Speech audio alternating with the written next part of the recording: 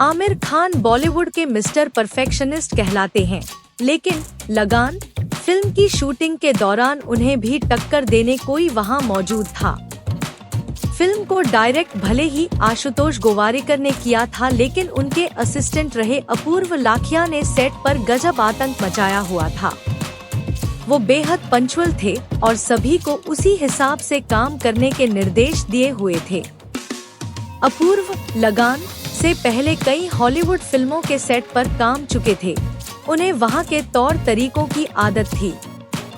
अपूर्व ने लगान के सेट पर एक बस अरेंज की थी जो सभी एक्टर्स को एक साथ लेकर जाती आती थी, लेकिन आमिर खुद ही इन रूल्स को शुरुआत में टाइम से फॉलो नहीं कर पाए थे। अपूर्व ने फ्राइडे टॉकीज से बातचीत में बताया कि लगान पर मैंने 80 लोगों के लिए पहली कॉल शीट बनाई थी। ये पहली बार था जब कमर्शियल हिंदी फिल्म इंडस्ट्री ने ऐसा कुछ देखा। मैंने आमिर खान से कहा कि किसी भी एक्टर के पास अपनी कार नहीं होगी, सभी लोग देरी से बचने के लिए बस से एक साथ सफर करेंगे, क्योंकि मैं उनके पर्सनल गाड़ियों को कंट्रोल नहीं कर सकता था। लेकिन आमिर ने कहा कुछ सीनियर एक्टर भी कास्ट का हिस्सा है, लेकिन मैंने उनकी बात मानने इनकार कर दिया। शेड्यूल का सख्ती से पालन हो, इसके लिए अपूर्व लाखिया ने गुजरात में फिल्म की शूटिंग के दौरान जिस बिल्डिंग में सभी एक्टर्स रुके थे, उसकी हर मंजिल पर बड़ी घड़ियां भी लगाईं। उन्होंने कहा, मैंने एक मेमो भेजा था जिसमें कहा गया था कि बाकी कोई घड़ी मायने नहीं रखती, सभी को इन्हीं घड़ियों का पालन करना होगा। सिर्फ 3 मिनट का ही ग्रेस टाइम दिया गया था। हालांकि उनके सख्त उपायों के बावजूद लाखिया को एक दिन तब प्रॉब्लम फेस करनी पड़ी जब आमिर खान खुद देर से पहुंचे।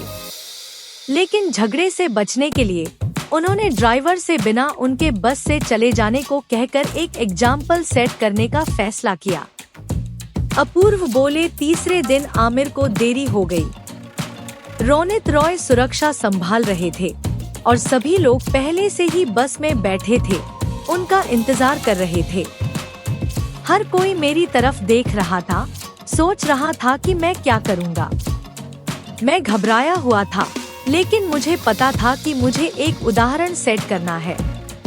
मैंने ड्राइवर से कहा कि आमिर को छोड़ दो, लेकिन उसने मना कर दिया। रोनित बस के दरवाजे पर खड़े थे और आमिर का इंतजार कर रहे थे।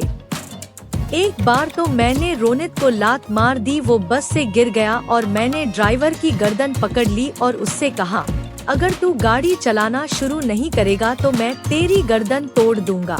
बस चली गई और आमिर पीछे रह गए।